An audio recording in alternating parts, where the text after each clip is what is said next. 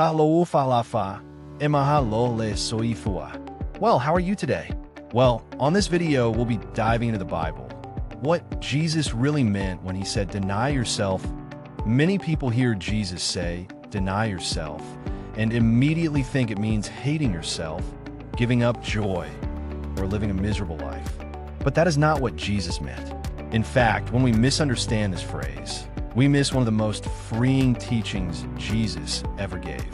Today, we're going to look closely at what Jesus really meant when he said, whoever wants to be my disciple must deny themselves, take up their cross, and follow me. By the end of this message, you'll see how denying yourself does not destroy your life, but leads you into true life.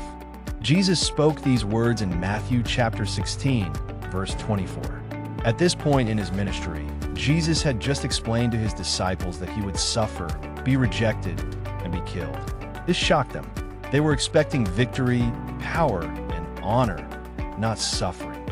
So when Jesus talked about denying yourself, he was not giving a random command.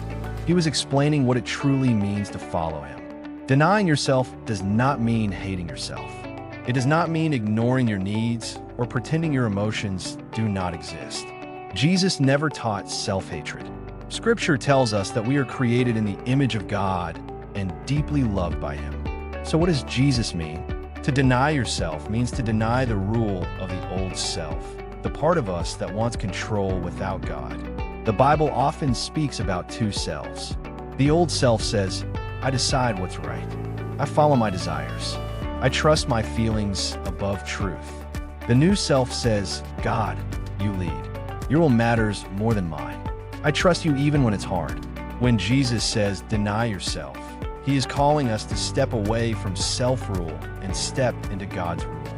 This teaching is difficult because we live in a world that constantly tells us to follow our heart, trust ourselves, and put ourselves first. But Jesus teaches something very different. He teaches that holding tightly to our own way actually leads to loss. Letting go feels frightening, but it opens the door to a deeper and stronger life with God. Denying yourself today may look like choosing forgiveness instead of bitterness. It may look like obeying God, even when it is uncomfortable. It may mean saying no to something that pulls your heart away from him. This is not about punishment. It is about trust. Every time we deny the old self, we create space for God to shape us and lead us. Right after Jesus speaks about denying yourself, he gives a promise. He says that whoever loses their life for his sake will find it. This is the heart of his teaching. Letting go of control leads to freedom.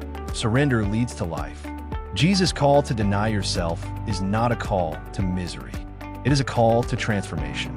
Today, ask yourself what God may be asking you to release and where you may be holding on too tightly. Because when we follow Jesus fully, we do not lose ourselves. We finally become who we were always meant to be. Thank you, and see you in our next video. Tofas soy fuwa.